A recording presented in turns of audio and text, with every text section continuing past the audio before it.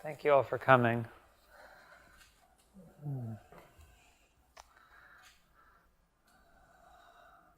I don't know if you can tell. Actually, no, I'm sure some of you can tell. I've got like a ball of stress sitting right here in my chest. A little bit of constriction. It's starting from here and going down. It might seem a little bit like nervousness, but I'm not actually nervous. And this stress that I'm feeling is not stressed about being here. Actually, I feel calm being in front of all of you. It's stress that I walked into the room with. And the reason I'm naming it is because it's the first thing I always do before I start working, is to really tune in to how I myself am feeling. Because if I don't tune into how I myself am feeling, there is 100% chance that when I do what you're about to see, that I will put that on you. I will misread you by assuming that you are experiencing what I'm experiencing if I haven't done the work of tuning into my own experience. The other thing you might notice about the way I'm holding myself right now is that even though I'm stressed and my energy is low and I feel a little depleted, I'm not in any way beating myself up for that. I am not telling myself, boy, I really need to show up big, bright, and full for this beautiful audience of people. There's no Tony Robbins-like pep talk I am giving myself about the way I need to appear or be. I'm just holding myself to the standard of being honest with my own experience, with the intention of being transparent with you. And so that's what this work is about, as far as I can tell. It's about feeling what we're feeling, being honest. I'll be honest with you about what I experience with the people I read, and it's an invitation for you to be honest with yourself about what you're feeling. And we can be as honest with ourselves about how we're feeling as we can hold what we're feeling, non-judgmentally and compassionately.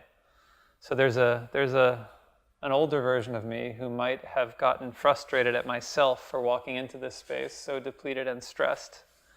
And I've let that guy go and replaced him with somebody who's merely curious about my experience and willing to be up here however I am. So that's the invitation. Okay.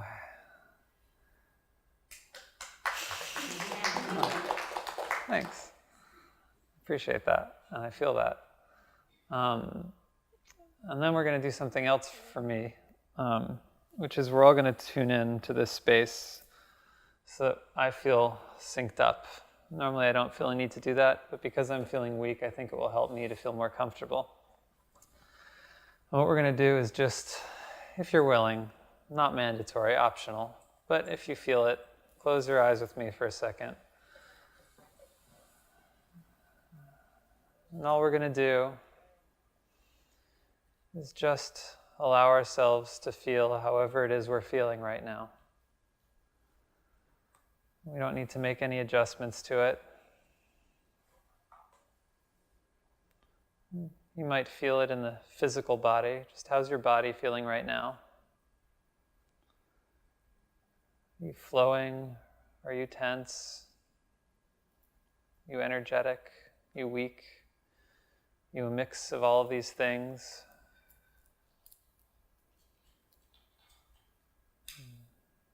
And if you have any sense of how you're feeling emotionally, feel that, notice that,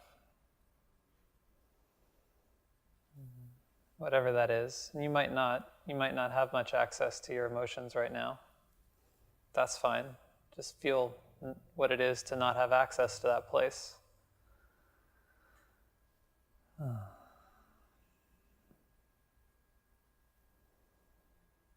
And maybe tell yourself, as I told myself, that however you're feeling right now is totally okay. And you're welcome to feel just that way in this space, at least for the next 90 minutes. This is going to be a space where we allow ourselves to feel what we're feeling.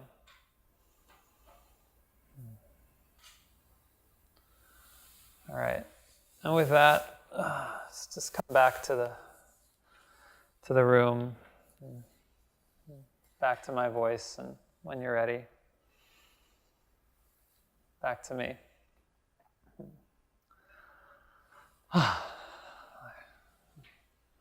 Now some of that stress lifted. I feel a little more centered. And I think that's because the room feels a little more centered. And we've synchronized a bit, so thank you for that. So as Joyce said, my name is David Sauvage. And the reason she said David Sauvage is because my parents called me David growing up. And I've switched to David. But for those who've known me for a really long time, it's David. I grew up in LA, but I live now in New York, 38 years old. And until a couple of years ago, I was directing documentaries and commercials for a living. And then somewhere along the lines, I started to do psychic readings, first for fun, like this will be curious. I would get these flashes and they would be cool, and I would get excited about it, but I didn't take it too seriously.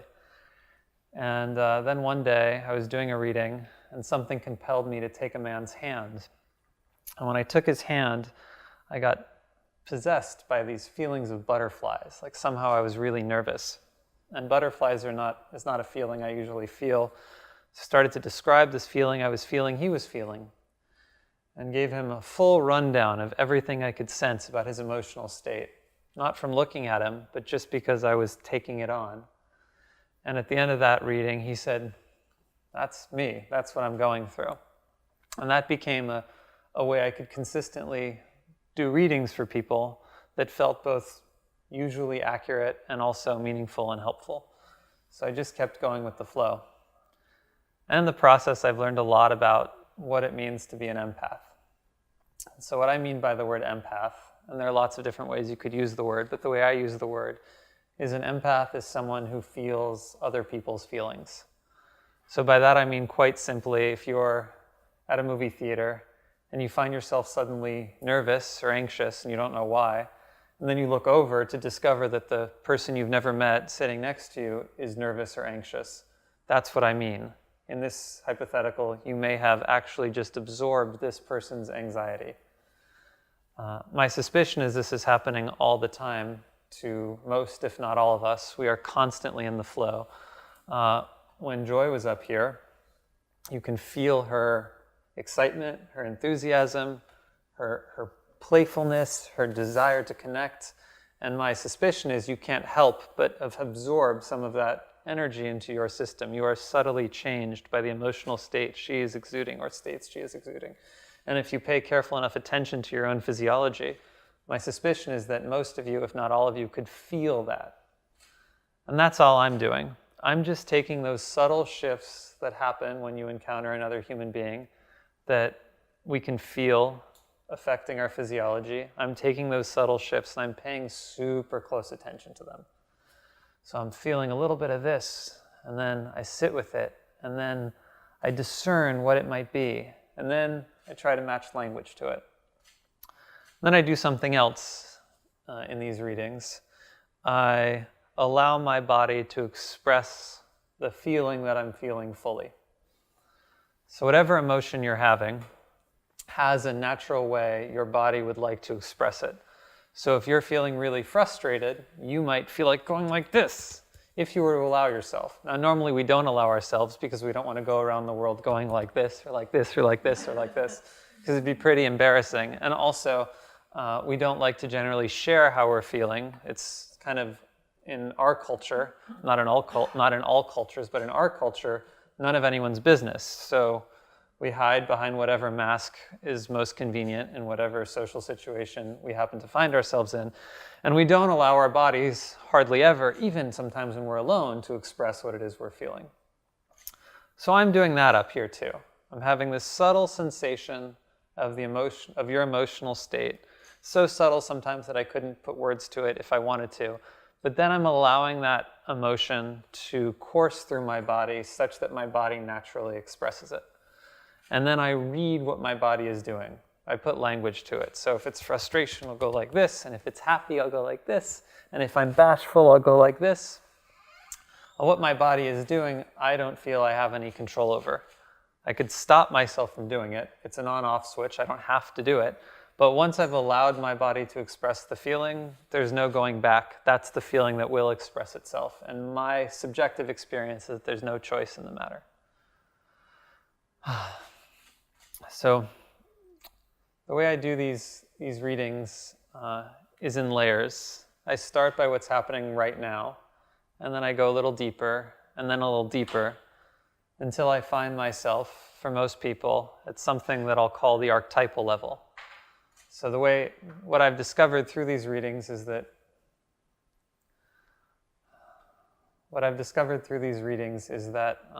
each one of us, in my experience, has some essential nature that wants to express itself through us. And sometimes I can tune into my sense of your essential nature, allow that sense to express itself through my body, and then do my best to put some words to it. A few disclaimers. First is that I'm using language, and language is inherently imprecise. So you might be feeling this, and I might use this word, and there might be a chasm between what I mean by this word and how you interpret it and how the audience interprets it. So be it. And then another caveat is that I'm often just straight up wrong.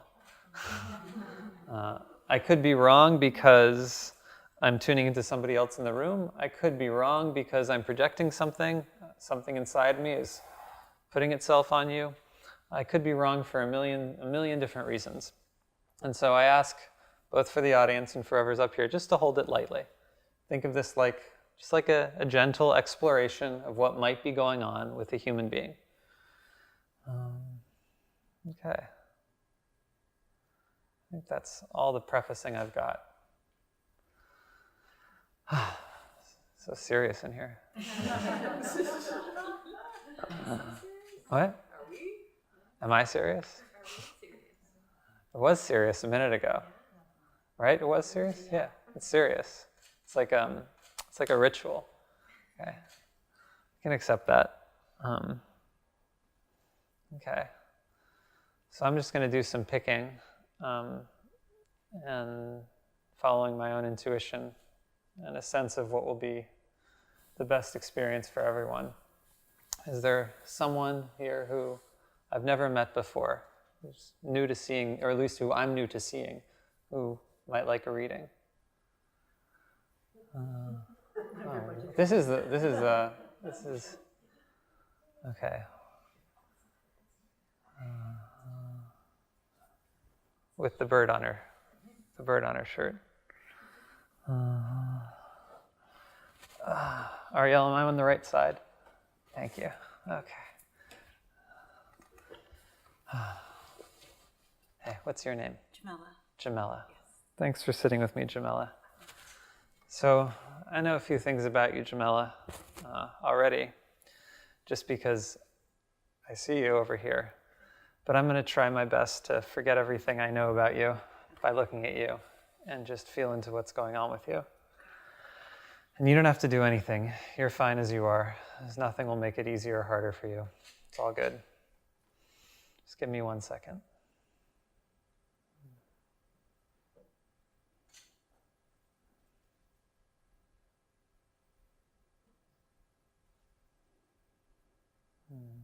Well, before I even start tuning into you, I can feel a sort of flow between us, suggesting to me that there's something maybe familiar in what I'm doing, that this is something on some level you might do.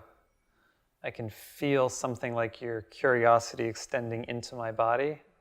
So you might be sort of scanning me on some level before I scan you, or scanning me, scanning you, or something like that. So I'm going to go out on a limb here and say that you are also at least relatively empathic and playing with it too, as I am. And this is before I even feel into you. I've just been feeling how my energy is shifting under the influence of somebody else, like you're coming into me the way I'm used to coming into others. Okay, now I'm going to send you out of my system so that I can find you instead. Can I have your hands? Thanks. Actually, you're fine. You're fine. No, just one's good. We're going to start by what's going on with you right now.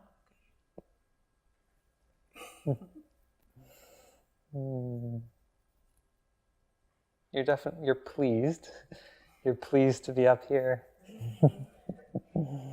You're attentive, eager, and a little bit excited. And that's what's going on right now. For those of you who can't see me, first you have the advantage of seeing the person I'm reading, which is always fun. And second of all, I want to tell you that my eyes are closed. So I'm just doing this simply by tuning into my body. And Jamila, if you could, don't even give me any verbal feedback. Okay, can I have your hand again? So beyond this moment,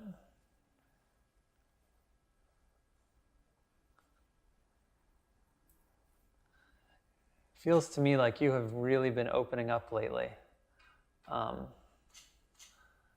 And eager generally in life, taking in a lot more new experiences, starting to have a lot of fun in life. And when it feels really good, there's this adventurous spirit where you're like consuming life. And sometimes, I know I called this frustration earlier, but right now it feels a little bit more like impatience. Even though you seem to be moving fast in your exploration of your abilities and your purpose, there's still a part of you that wants to be moving faster. That's the major thing I feel going on with you right now. There's something pulling at me deeper than that.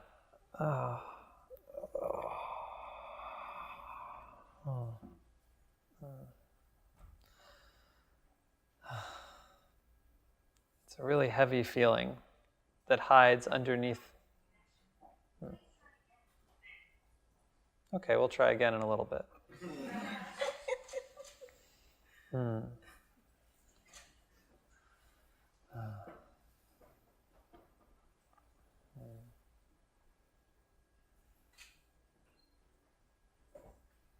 So the trick with me and all the distractions is I can't pretend they're not happening. So I just integrate them. And then I feel how each one affects me so that I can, like noise-canceling headphones, know how it's affecting me and then attempt to refocus. And at the same time, to the extent that it's possible to calm it down, that would be much appreciated. Okay. Can I have your... So I was talking about this energy that's pulling me in, despite what seems to be an exuberant and open period that you're going through. And it feels very old, this quality. And stuck. I'm having trouble getting in there. I'm going to keep trying. Okay, yeah. It's a lot of fear that you seem to have been pushing through, working your way past, and might have felt like you've let go of, but it's showing up here right now. And this fear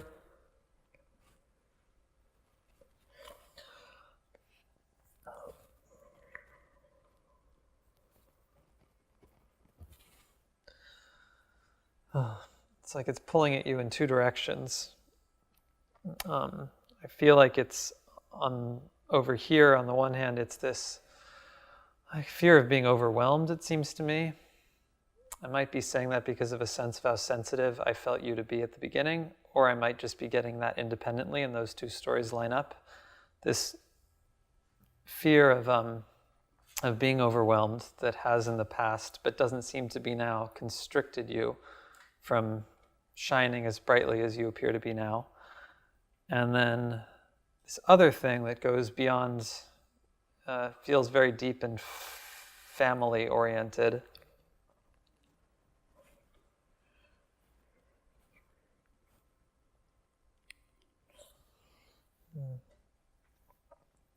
For those watching at home, I feel like sharing something of my process here.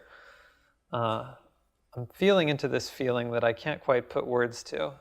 And so what I'm doing in my head is just kind of cycling through a whole bunch of words or allowing words to come up and waiting for that moment when the words line up with the feeling in my body so that my nervous system relaxes. No different than if you were trying to name your own feelings. You're trying to name your own feelings, and then when you say it just right, something in you goes, ah. So that's what I'm looking for as I tune into Jamela's feelings. Did I say your name right? Yeah. Okay. Can I have your hand one more time?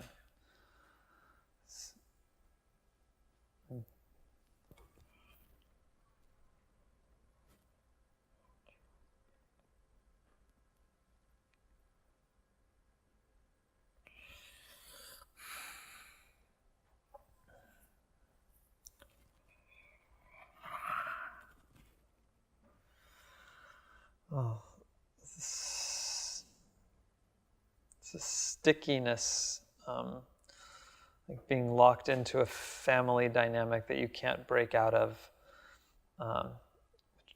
that's still holding you back and making things feel heavy.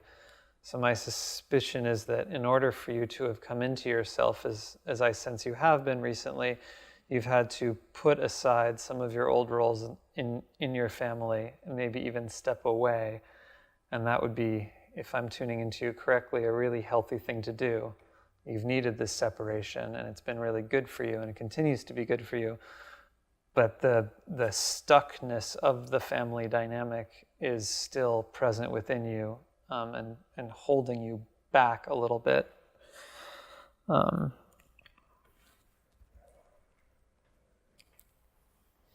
And I can feel this like frozen part of you.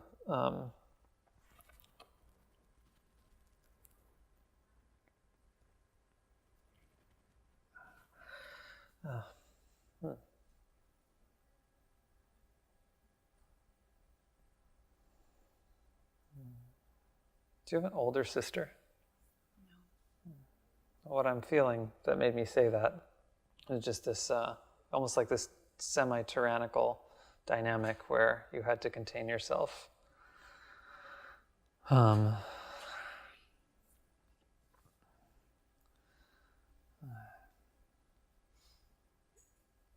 Another thing this is not you, Jamela, this is just me and sharing my process, is that when I get a little lost up here, as I am now, just a little bit, I get insecure, and I start internalizing I start believing in my projection of the audience's impatience, and that creates like a ripple of anxiety in me.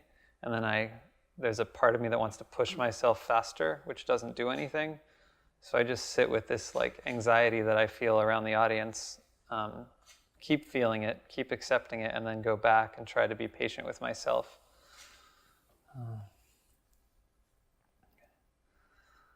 Okay.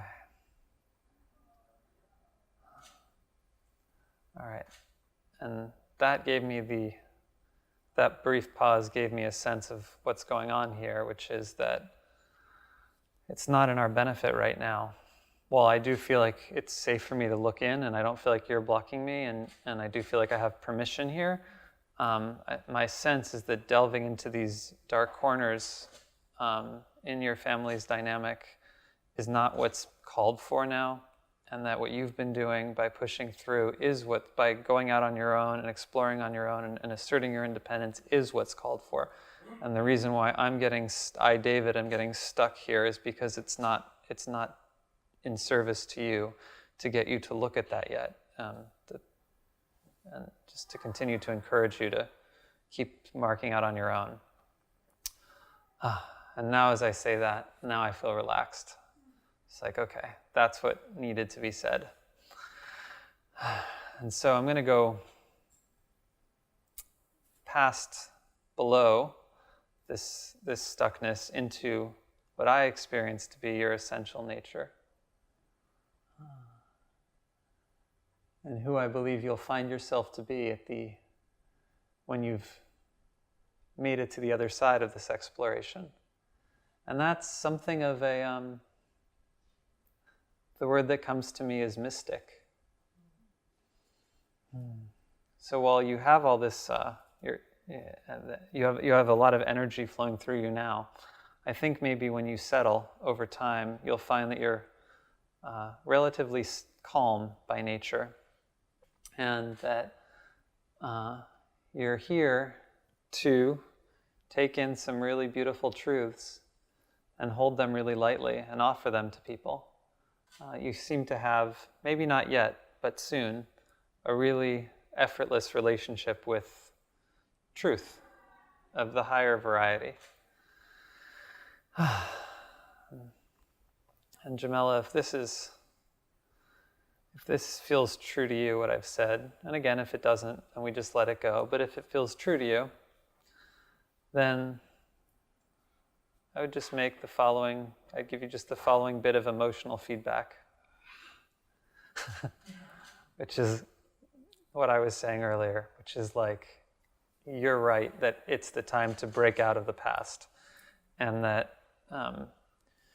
sometimes we have to put things in a big suitcase, throw it over there, not deal with it, strike out on our own, explore who we want to be. And then finally, when we've done that, when we're rooted enough in our own sense of self, then that's the time to open the suitcase. So that's what I've got for you. Just keep marching to the beat of your own drum. And when you feel that pressure pulling back at you, just push it to the side, ignore it. It's not there to help you yet. And then when you're ready, you can come back to it, but not for a while.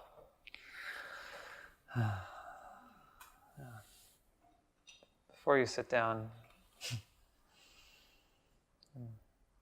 I'd be curious if you have any reflections or anything you'd want to share, any questions. Wow, there was just so much. I guess if I worked backward in what you said, I think one of the things that really hit me was your hitting the nail on the head when you talked about that stuck energy and like negative energy that's been there for a very long time, and then definitely the family dynamic. Yeah. And that's something I've been thinking about recently. My either willingness or awareness about what's been happening and how I can move forward and not allow it to hamper my growth. And I've definitely been very open, I would say within the last 6 to 8 months. I'm doing a lot of work. And definitely trying to make sure that I'm happy and that I'm doing things that are fulfilling to me, and things that are, the word today that I used was fulfilling. Thank you. Thank you. Yeah, appreciate that. Yeah, you can hold my hand. You want to give me a hug? Yeah. You can do a hug. Yeah, you can do a hug. Thank you. Thank you. Very nice to meet you. Nice to meet you. Thank you so much. Yeah. Thanks. Yeah. I feel like reflecting one thing from that, which is there's a tendency among people who do work on themselves to always want to look into the dark stuff or pull it out or examine it or heal it. And this would be a case where that might be exactly the less growthful thing to do. And sometimes the just raw assertion of our own independence and the shoving away of our darker parts is exactly what we need to do in order to get enough of a grip on ourselves to have the foundation to look inward. And I don't know how to know what that line is, like when is it? But I suspect that if you're feeling like, I have to do this deep work, I've got to do it, that would probably be a sure sign that you don't. And the opposite would be true, like, oh, okay, I think I'm ready. That would probably be the moment when you're probably something like ready. Any questions or thoughts or ideas? This is my friend Alan, who is a professional interviewer and longtime mentor of mine. Well, no, I see an evolution of your process from where you started this, and you're a lot more expressive. You have a bigger vocabulary for tapping into people. So just congratulations on your evolution. Thank you, buddy. One of my dearest friends from New York. Anybody else want to give me a compliment? Or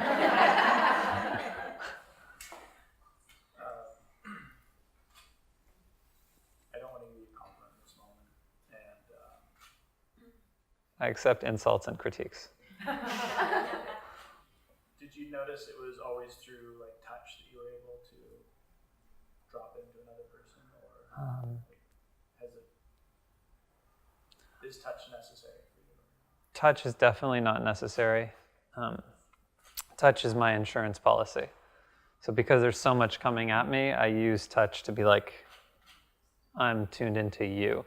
If it's just me and another person in a room, I don't need it, and I don't think one needs it. I mean, this stuff is traveling energetically through space, and it's also traveling outside of this space. So one could also tune into somebody remotely, just like I tuned into Jamela sitting here.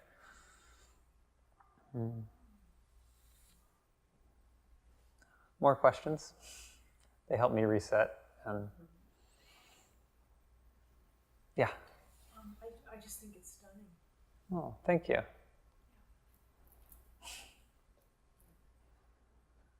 Yes, again. Is it physically taxing for you? Is it physically taxing? When you go into there? It's not physically taxing. It's not physically taxing because I've done a lot of work on myself, and so I can hold most anything and let it go easily. And if I can't, and that's not always true, if I can't, there's something in there that I can't take on, I feel warning signs, and I don't. And we got a little bit of that in Jamela, so that was a rare case for me where normally when I feel resistance like that, the resistance is coming from a deep need on their part to hide something, which I respect, not consciously. It's not like if I asked them, hey, is it okay, they would say yes, but then I feel this deep need to hide, and I respect that up here.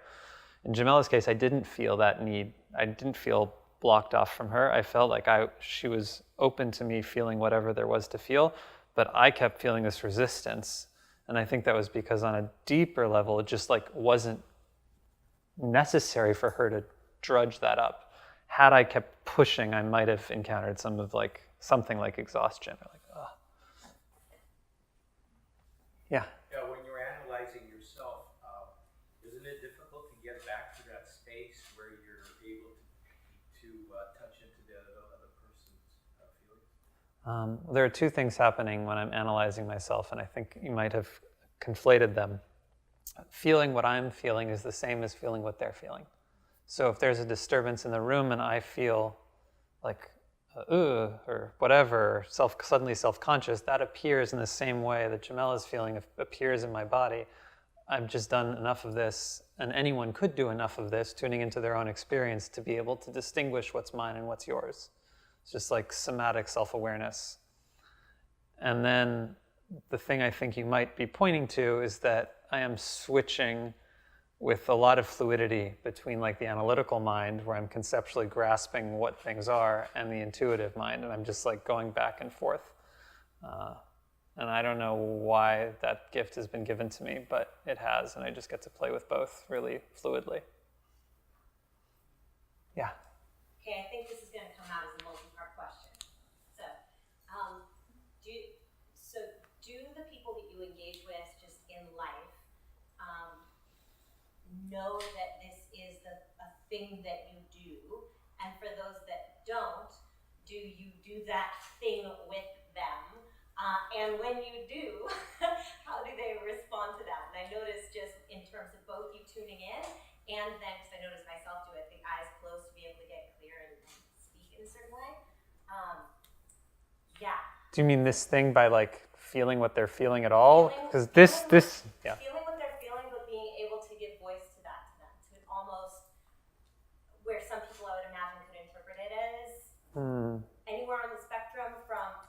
amazing and speaking to their soul to crazy whatever. Donna, you want to answer that question? I guess because we talked about this kind of sort of recently. Donna is one of my dearest friends in the world and has been watching me do a lot of this kind of work on and off. Yeah, so I guess, feeling another person's experience is, it just happens naturally, like all the time. And, for me, and I think for all of us to different degrees. And I think that he has been, he's gotten really better and better over the years at kind of knowing how to dose the information, if someone wants information reflected back to them or not. But yeah, I think that in the less refined era, it was very effortless for him to encounter someone and kind of reflect something back to them. And now he's just more attuned to an inherent sense of whether or not they want it or open to it, if it would be useful in the context. Or have given permission. Yeah. Well, Permission's go tricky. around- What? It's not like you go around and tell everybody how they're feeling constantly. I don't. Can you elaborate on permission is tricky? Because that's where Yeah. I thought this question was going. Oh, okay. For me, that's the most important question in all of this. Oh, okay. Permission is tricky. First, I want to say permission is so tricky that I haven't mastered it yet. It seems to be one level right now above my pay grade to really nail it. What I can tell you for sure is, and this is such a dangerous thing to say, verbal consent is not the same as permission in this dynamic. And that works. And this is such a dangerous thing to say both ways. So just because somebody says, I'm okay with you tuning into me, does not at all mean that they're okay or that you can. And just because somebody says, no, I don't want you to, there is a place in which that is also not true. Although one should be obviously extremely cautious about overstepping. And then there's a sense in which I'm just not going to pretend otherwise, having access to people's inner lives is something I play with. And I couldn't have gotten good at this unless I was, what's going on with them? What's going on with them? What's going on with them? What's going on with them? I've gone around rooms before and just been just to get the lay of the land, certainly without asking everybody to sign a release. So all I'm doing is just surfacing all the stuff I have on it to tell you that I don't have a great answer. There's a sense in which all the information is already apparent. And this line about this is my inner life and you don't have access to it, in some ways isn't really true because we're all bleeding our emotions everywhere. And so if I'm tuning into what's going on with you, am I really violating some boundary or crossing some boundary? Or am I just tuning into this relational space in which we're both floating and it's kind of like looking at the color of your clothes? No. In other words, this is a very advanced question and I haven't mastered it yet. And good question. Yeah, one more question, then I'll do a reading. Yeah, back there. Not so much a question, but isn't it, Hi, Cinta. isn't it about a boundary with your feedback? I mean, it sounds like this is a dynamic that you're not entirely in control of. But you are in control of what you do with the information and how you deliver the information. And I'm assuming that's about setting a boundary for yourself and then knowing how, who, and why you're giving feedback in that instance. Yeah, that's an easy. Thank you, Cinta. That's an easy one. What I'm sharing when I'm at my best, and I'm not always at my best, but I was at my best a minute ago, and I think it reflects it. Is will this serve the person? That's my line about sharing. Okay, last question. But you can't always be right. Of course we all not. meet people and we all think we know them and we all think we get a feeling from them. You have this gift and you go meet people, but what if you're wrong and you keep going along this path thinking that you're having this experience that is completely... What if I'm wrong and I'm going along this path deluding myself that I'm having this What experience. just if you're off, not and- wrong, oh. off. Like, what if you just miss? I'm off all the time. But like, How do I manage navigating this appearance of authority with the fact that I'm wrong all the time? we all interact with people all the time, and we have our preconceived whatever, or our feelings or whatever. Me too. But when you're talking about this gift that you have, and that you're in a room and you can see what's going on, how do you know you're always? I don't. How do I know I'm always right? I don't know I'm always right. I accept that I'm sometimes wrong. Or how do you know if you are? Well, sometimes I learn later, or like sometimes something somebody will do or say shows me that, oh, that wasn't true. She does not have an older sister, for instance. I believe her. I was wrong. But many of us do. Right. So I guess I don't know how to. I accept that I'm often wrong, and this doing it on a stage is not about being right or wrong. It's about It's not right or wrong. It's Yeah. off off. or missed. Right? Oh, let me see if I can get underneath this question.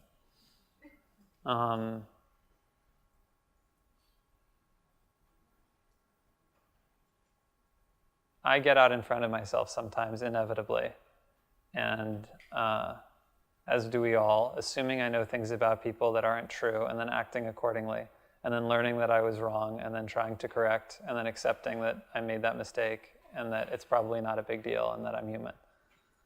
Okay. I don't look at it as a mistake. I'm wrong or right. But that's okay. Okay, well then I guess I do. So my ego is thus invested in being right. Thank you. Okay, let's do another one.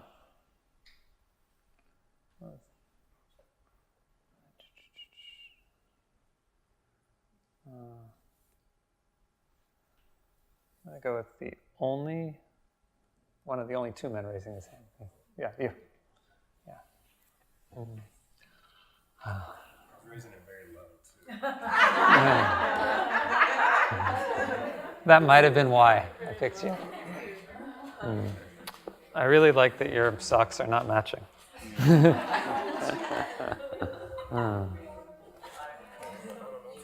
You can sit however you want. You don't have to copy my cross-legged style.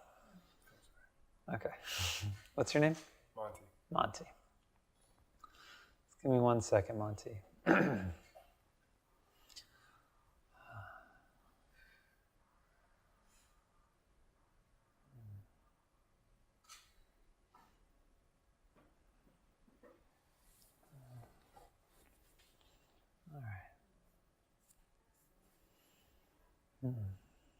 right. Can I have your left hand, Monty?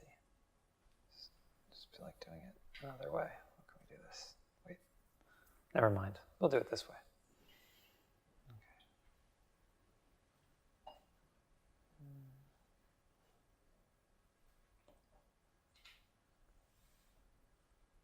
Quizzical. I don't mean this in the negative sense, but keeping a critical eye, taking this in, not like attentively, critically taking this in with your mind. Seems to be where you're at with me right now. Observant. And then let's go beyond this little moment here into what's been happening with you generally. And you've been, maybe this speaks to the way you were raising your hand a little bit. You've been guarded and timid lately.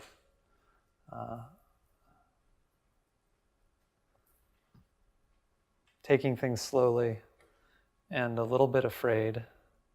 Sometimes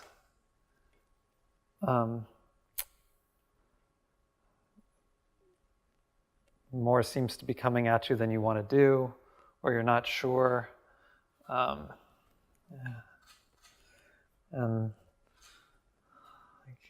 needing to put up boundaries between you and the world.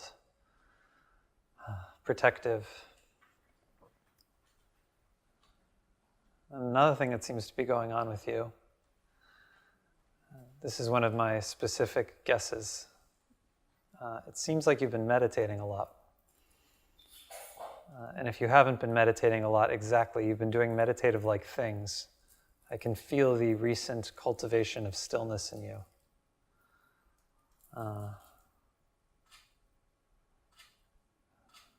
Maybe that's why it felt right to sit with me cross-legged.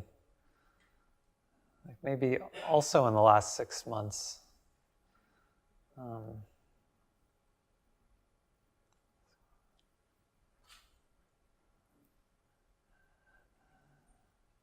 And through this cultivation of stillness that I feel you've been doing, you've been gingerly opening up to new ideas, new possibilities. But you're very different than Jamela in that it seems to be very important for you to build things up one step at a time. I can feel that need for clarity and integration as you go. So you do not go outside of yourself. You're like, is this true? Is this true for me? Is this true for me? Is this true for me? Very measured. What else is going on with you? In the beginnings of, in this openness, a little bit of openness. It's like there's a crack in your door. There's some hopefulness, cautious, very cautious hopefulness, and even this periodic, this feels nice to say, infrequent but occasional moments of bliss that seem to be bringing you into yourself.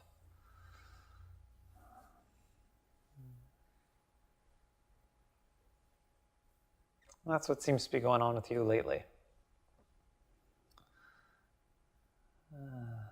And now below that, even deeper,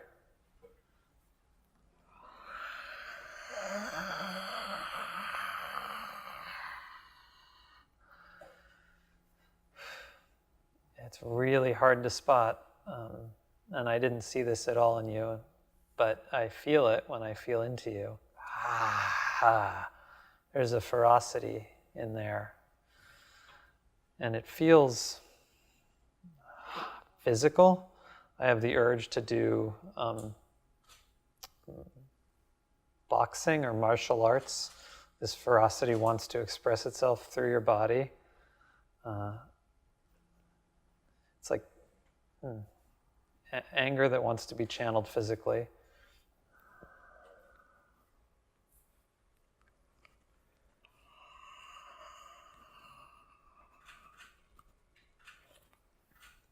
Can I have your hand again for a sec?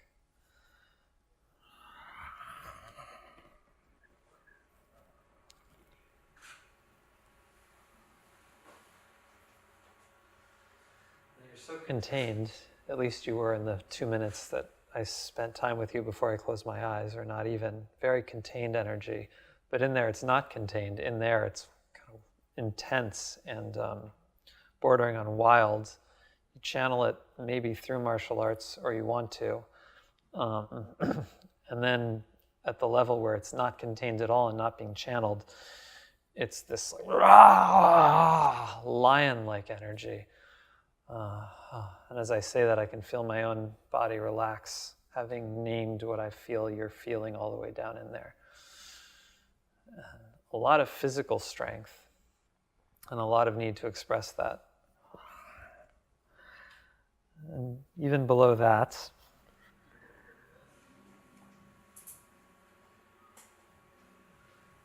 it's like what feels to me like waves of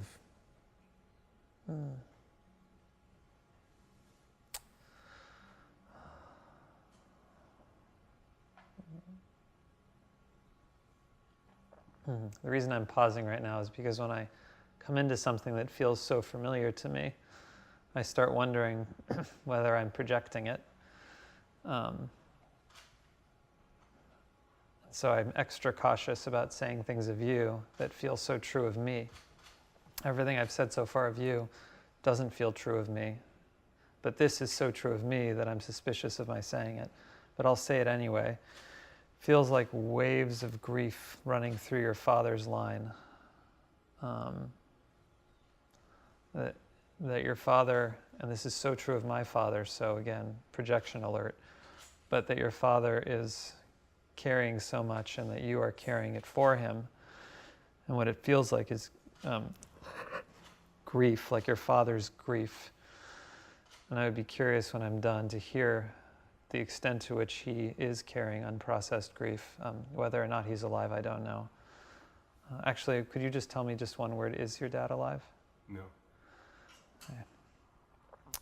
So then it could be, knowing that, could be, both. Yeah, this feels true. Wait.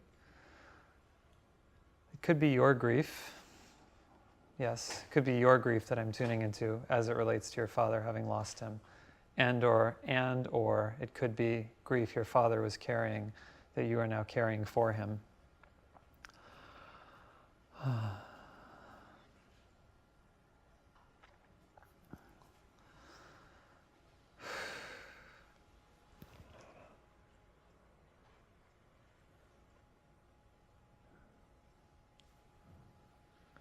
Your grief for your father and your father's grief seems to be the deepest theme here that I can feel. And now I'm going to show you, or attempt to show you, who you are at your essential nature. And it's a lot of power in it. I was holding back because it makes me uncomfortable to exude the kind of power that you have. But I'll attempt to show it to you for a brief period. It's like this. And if Jamel is the mystic, you're the lion. Let's go back to that word. And the lion is somebody who puts themselves forward in a big way. The person who is going to make, if we were in tribes, we'd send you out to battle for everyone. And you would keep us safe by fighting that battle for us. It could be, some actors have this quality, but not necessarily. Actors can have a lot of different qualities. But it's the quality of needing to be out front to take one for everyone. It's visible leadership in a strong way, often physical, often requiring power.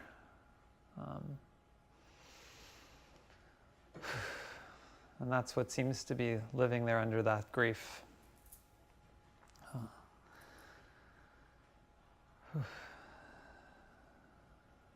Just want to say that I can feel like some kind of relief now. This is present in this moment, it feels like. Somehow by unearthing that grief, something is starting to move, and I have this sort of slippery feeling that's moving up my chest and out through my face. And it doesn't feel like mine. It feels like something's just moving between us and, shaking loose a little bit.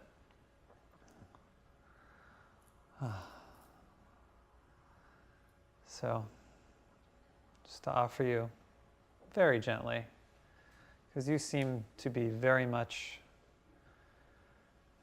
it's more important for you than for most people to not take things on faith. So I don't want you to take anything I'm saying on faith. And I honor your filter and your need to check everything I'm saying against your truth. So don't lose that. Not that I could take it away from you. So it's with just the lightest suggestion that I offer you the sheer importance of expressing that ferocity physically, regularly. So the more you can do that, the more stable you'll feel. It's like you're working toward your center from two directions. There's this strength that I'm feeling at a very deep level that wants to come through you. And then there's this stillness that you've been cultivating so you can get into yourself. And And I'm drawing attention because I think you've got the stillness thing covered. I'm drawing attention to the importance of that ferocity. And then once you start allowing that, even more than you have, you might be doing it already, and I'm suggesting you can't do too much. The more you do it, the more space there'll be literally in your nervous system to start processing that grief. And then through the processing of that grief, the more power you'll have in a virtuous cycle. And that's what I'm feeling over here, Monty.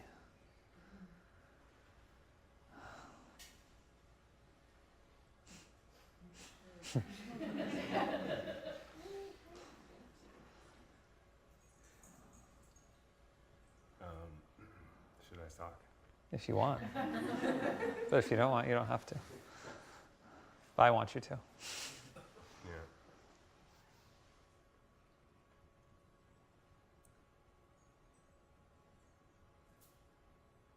That was really helpful.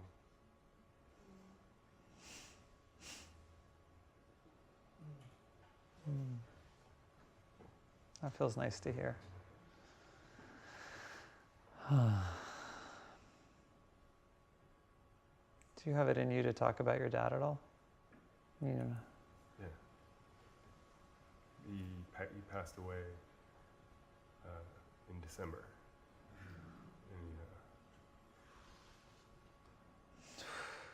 Thank you for sharing that.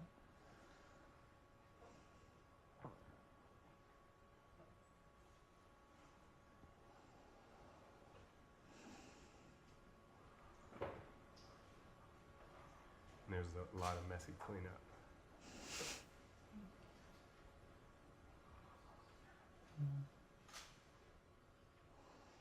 One thing I've been learning is that sometimes when we lose someone, there are two things that are present for us. One is our experience of them, and the other is what we're holding of theirs.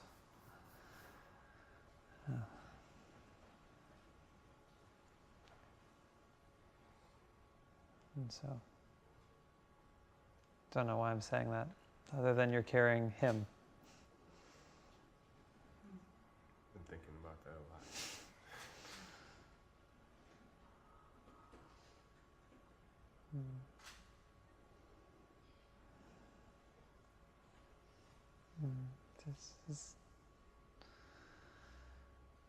Would you mind sharing his first name?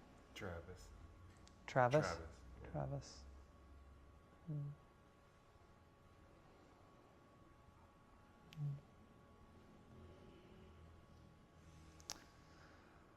Do I have your permission, Monty?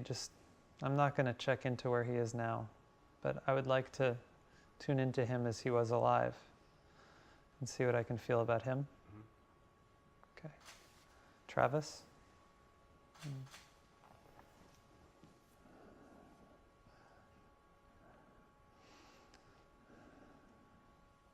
think I'm getting him, and I really want you to correct me if I'm wrong. I think I'm getting, or off. I think I'm getting him more toward the end here. And I feel this tightness in him, the rigidity, maybe a lot of fear, and also this trying to stay with it. Is this true? I don't know. Okay. Me neither.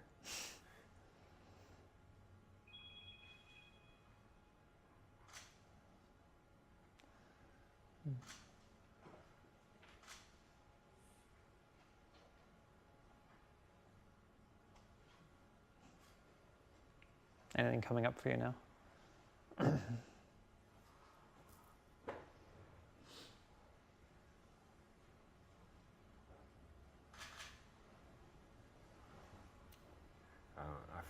I feel physically tired, even if you don't. that right? Is that right that you feel physically tired, or that I'm gonna let you? I have to get tired. I'm not tired. No. That's what I'm saying. Yeah. You felt all that and you didn't get tired. No.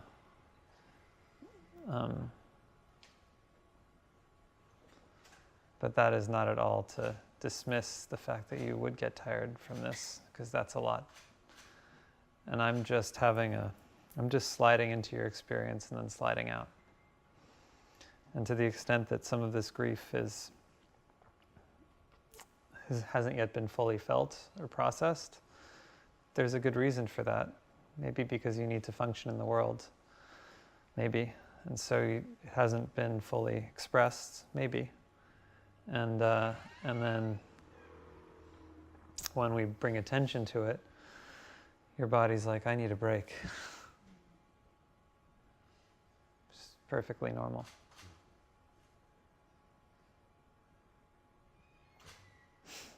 So, take breaks. And then when you got some energy, express the hell out of it if you want to listen to my advice. Yeah. I will. Awesome. Thank you. Thank you, Monty. Appreciate it. Try to uncross. Take your time. Thank you.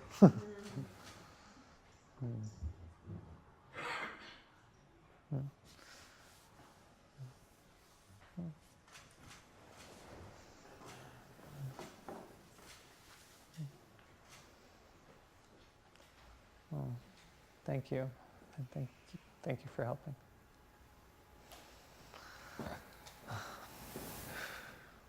Should we clap? Someone asked. Yes, let's clap.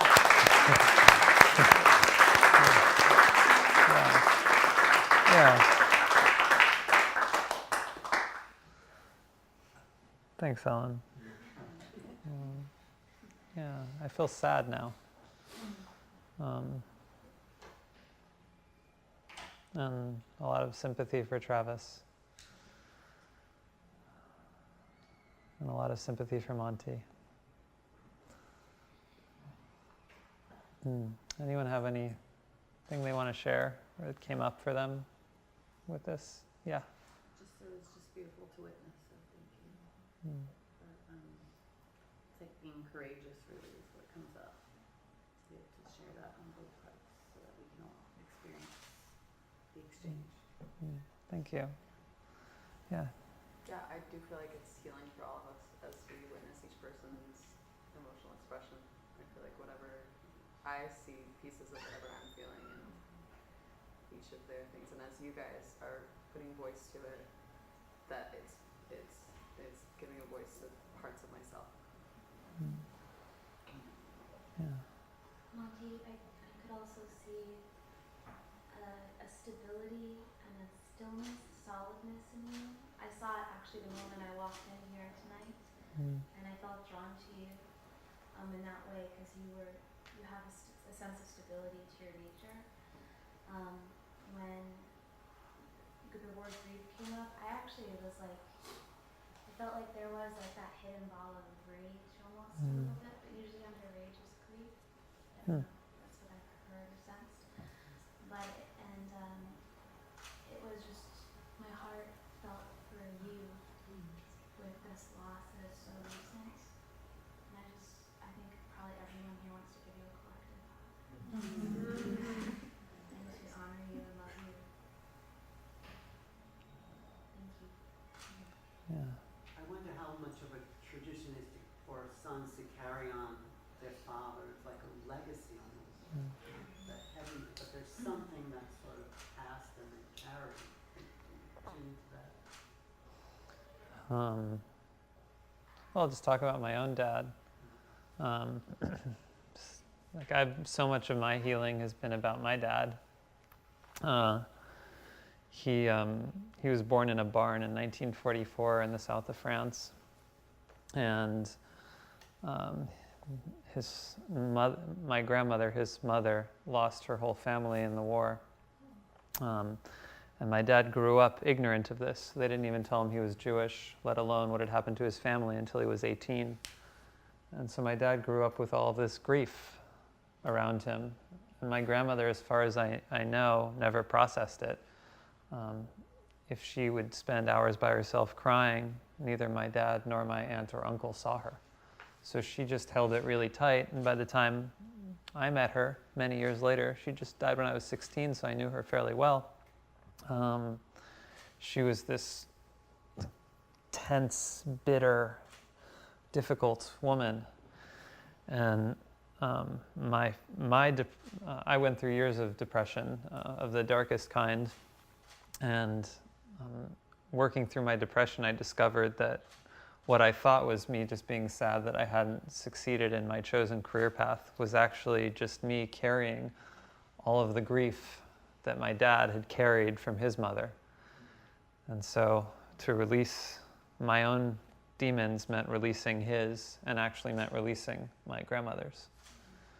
It's because that's such a relevant part of my story, probably the most relevant through line of my own healing. That's why I was so cautious and so spinning around this line of grief and father, because grief and fathers is like the heart of my own multi-generational trauma.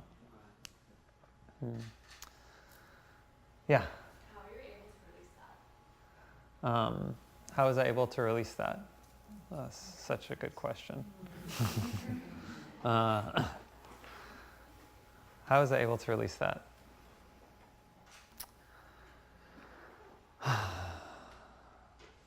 First thing that I needed to realize, first thing that was shown to me was that it was in my body. So no amount of thinking, talking, journaling was going to heal me. And that the heaviness was literally in my muscle fibers and in my tissues. So that was the opening. And it was largely, but not exclusively, through plant medicine that I learned how to release the energy that was in my body, but now I could do it just as well without it. It was just like allowing the feelings, what I'm doing actually here, allowing the feelings that are present with me to show up and expressing them through my body. And that looked a lot like, and I'm talking for hours and hours and hours and hours and hours, over many, many years, until I just started to get lighter. That was part of it. And another part of it was accepting fully that I'm having other people's feelings, and that if they're stuck in me, then I need to feel them fully too, as if they were my own. So I went through hours crying my father's tears, which I think was ultimately a way of crying my grandmother's tears. Embracing, and in short, embracing what my emotions wanted to do through me at the pace that they were willing to express themselves, which was directly related to how patient and compassionate I could be toward myself. Does that answer your question? Yeah. I don't think I'm going to do another reading because I think I want Monty's to be our last, even though it was only 2. It doesn't feel right to call up anyone else. So I'll take a few more questions, and then I'll lead us in a little meditation so that we can release. Yeah. Over the years, having some natural sense of this without really intentionally cultivating it as a skill set or as a practice, I found through body work and other different modalities of like how to dispense the energy. Like the latest thing I've forgotten, which I think somebody told me but I never really practiced, was like burping and moving energy out of my stomach when I. That's a good one. Yeah, really good one. Take a burp and let it out. Right? It's a little socially inappropriate, but it's alright. But I wanted to ask you maybe through the process. I guess it sounds like about a decade, maybe late 20s. I'm 38. Yeah, but you said maybe 10 yeah. years younger? Sure. So in that world, all those days that you, what are some of the things that you kind of moved through or used as tools to help you not take on, keep, walk with, Great. suffer from, Perfect. physically embody, yada, yada, yada? Okay, perfect. Let's do an empath training course in 10 minutes. Does that sound right? Yeah, and I also want to say if somebody's feeling like heavy or it's intense or you need a break, I want you to feel totally free to leave this space. Don't stay here because you feel like you don't want to make me uncomfortable. This is intense and I know I need to take breaks sometimes. Yeah, Ben?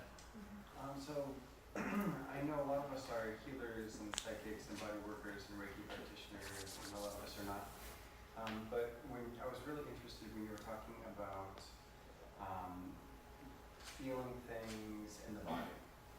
So when you are tuning into an individual, whether a random person at a party or the person actually across from you, when you're tuning into someone, do you sometimes feel things in your body?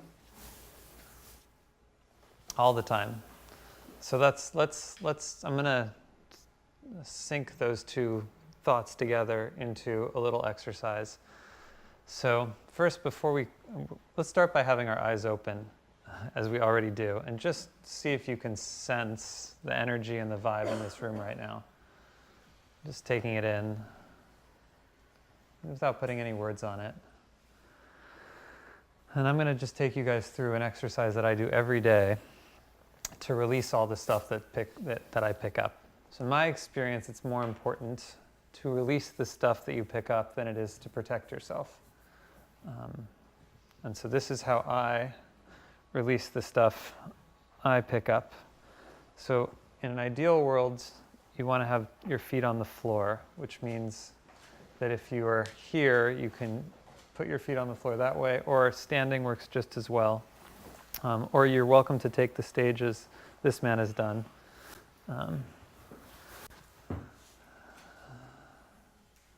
so we're going to do Releasing Energy 101 right now.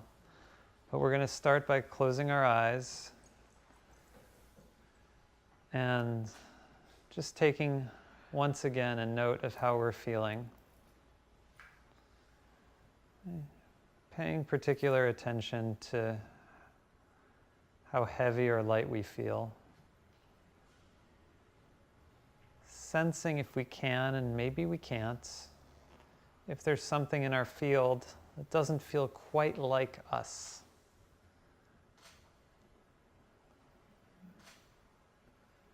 Do you feel just a little off your center, maybe? Maybe you don't. And then noting that. And then Satya, if you could, just for this exercise, we'll go quiet. All right. So now that you have a little picture of how you're doing at this moment, let's start by bringing our attention to the top of our head and imagining from the top of the head, pulling down, starting at the top, all of the energy or emotion or stuff that isn't yours, and imagining it coming down from the top of your head, down your face and the back of your head, pulling it down, now down your throat. And as you're going down, you're accumulating all of the stuff that isn't yours. Just continuing to bring all that stuff that isn't yours down your chest, accumulating as you go. You might be feeling it subtly, or you might not be feeling it at all. You're just trusting that my voice is doing it for you.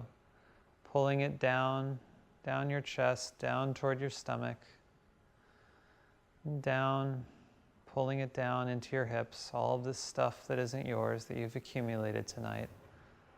And pulling it down your back toward your hips too, so that you're getting all of it. All of it's coming. And now sending it slowly, all of this energy that isn't yours, across your thighs, to your knees. And there it is, all of this energy that you've accumulated. And bringing it down your calves, toward your feet. And now sending this energy that isn't yours down through your heels, down 2 cords, one from each foot, down into the center of the earth. Sending all that energy down those cords through your feet, down into the center of the earth. Those cords serving as drains, pulling all that energy that isn't yours, doesn't belong to you, out of your system and sending it into the earth. And see if you can feel it all leave you. And if you can't, that's okay, just trusting it is. And now from the center of the earth, just pull up a little bit, not too much, a little bit of clean, pure energy. Sip it through those 2 straws and pull just what you need, not more, up into your feet, into your calves, to your knees, feeling it if you can, spreading across your thighs, this light, clean energy that you've pulled up from the earth, spreading into your hips, now your stomach, allowing it to spread all the way through your chest, through your arms, up your throat, into your head. If that feels just right, leaving it there throughout your whole body. Or if it feels right, to open a little bit at your crown and allow some of that energy up through your crown and into the sky so that you become like a channel. And now see if you feel any different.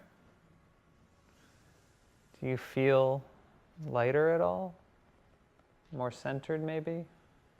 Maybe not. I accept that. Just see if there's any difference.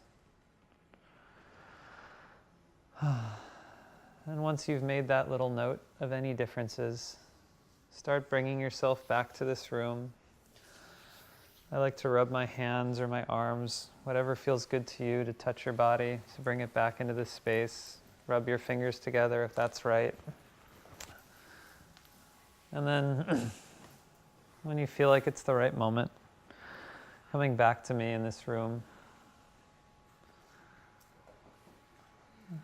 And now to complete this cycle, just looking into the vibe of this space and seeing if it feels any different now that our eyes are open. Maybe a little. I feel a little lighter. Yeah, Megan feels a lot lighter. And if you don't feel lighter, I accept that. That is okay. But you might. So that's the most important thing I do, by far. That's like brushing my teeth. I do that every single morning. And I also do it periodically during the day, really quickly. The other thing that I do sometimes is imagine giving people's energy back to them. So I'll literally like see myself giving this energy back to the person. In this case, I'm just going to imagine I'm giving the energy that I picked up from Monty back to Monty. And then I have a vision in my mind of Monty accepting it. There will be times where you seek to give energy back to somebody and they do not accept it. And that's an opportunity to investigate what is intertwined in the dynamic that needs your attention.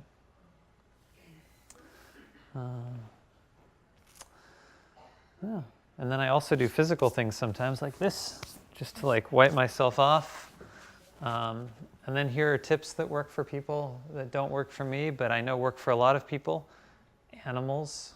Animals tend to be a really good way to release energy. Being around animals, they take it on, they shake it off for you, so we don't tend to shake a lot. They'll take your energy for you, they'll regulate it, they'll dump it out into the world. It's very nice of them. Trees do work for me. And then let's go back to the body.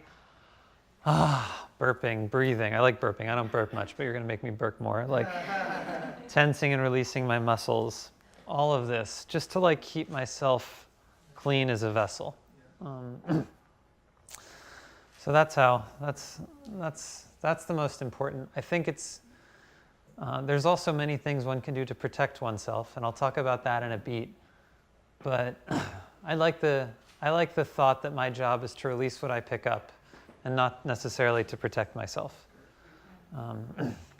But then in terms of protecting myself, there are like energetic shields you can put up, like you can imagine a wall around you, and you might need to do that if you're in like a toxic work environment. I'm just going to block it, and that can be really helpful. Get your cubicle neighbor to pay for it. Sorry, I apologize, I had to go there. It's fine. Should have run that one back. We can have it here.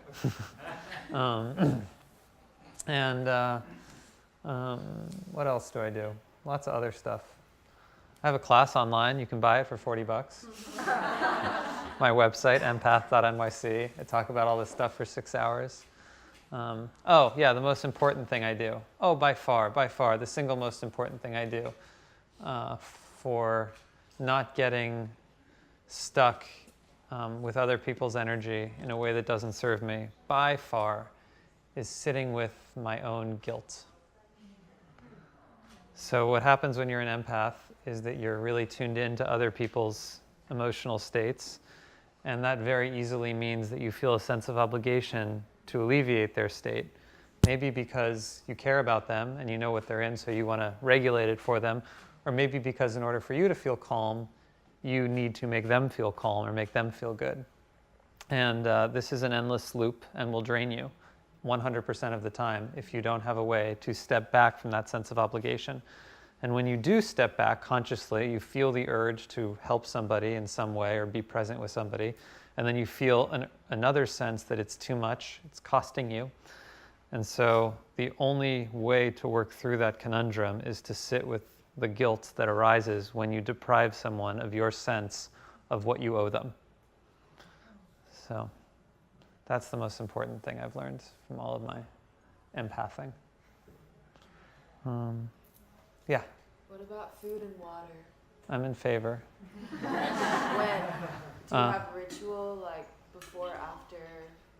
It's just spontaneous.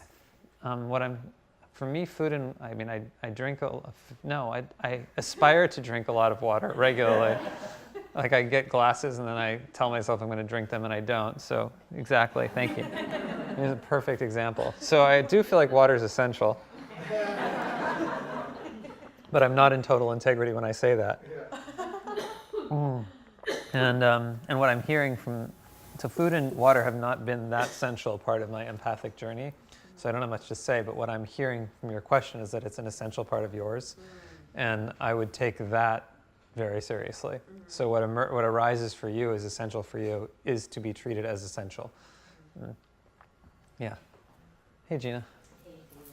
I was really wanted to ask a question about this idea of taking on your parents and your grandparents' issues and grief, which, epigenetics has actually been proven to be a thing scientifically that does happen. I guess my question is more, rather than the individual, there are whole, groups of people, whether it's like Holocaust survivors or like all African Americans who are carrying around, the trauma of slavery in their bodies. Like, to what extent is this something that goes beyond the individual and maybe extends to like, how do we, reflect or heal? Because I think a lot of, particularly the African American trauma, isn't really acknowledged.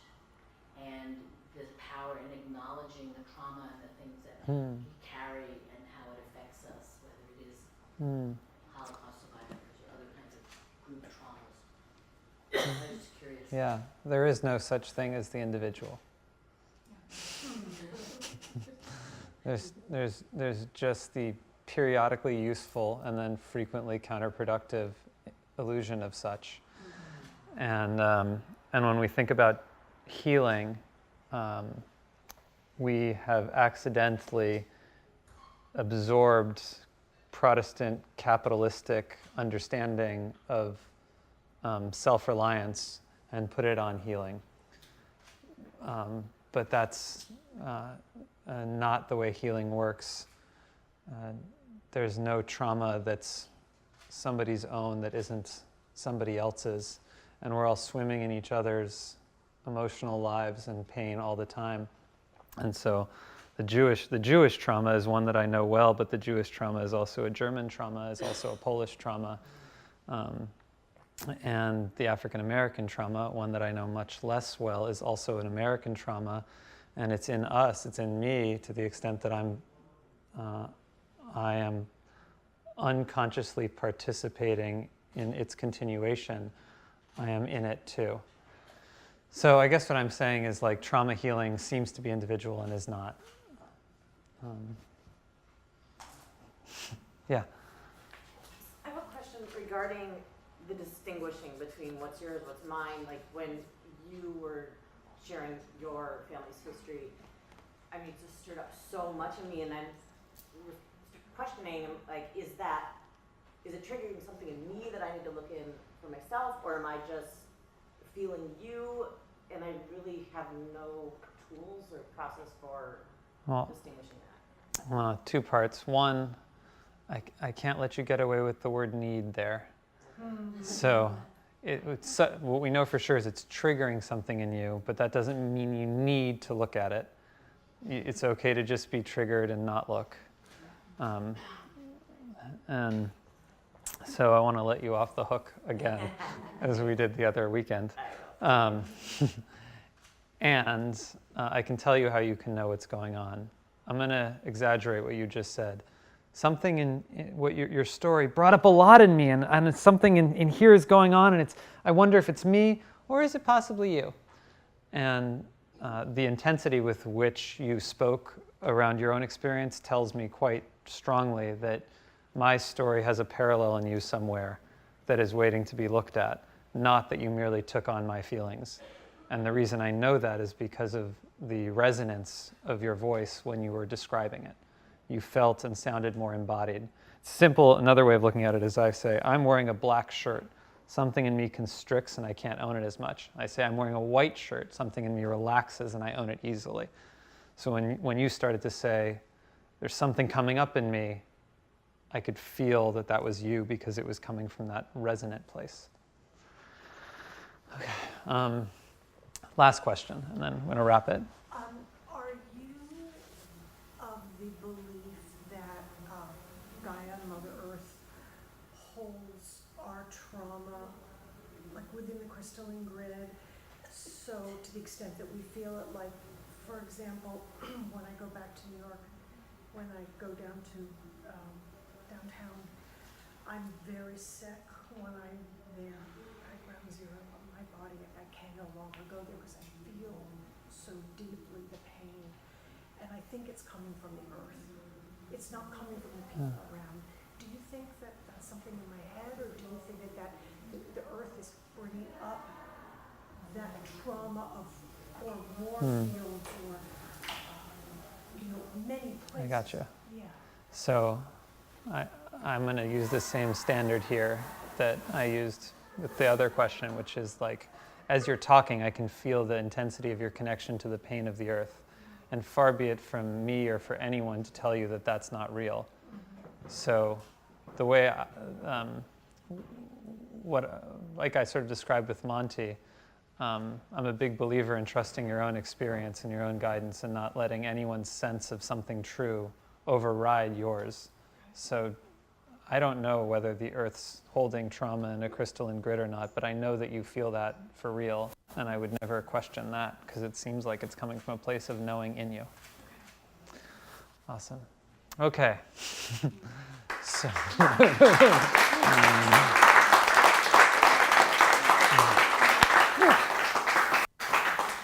thus concludes our satsang. Thank you.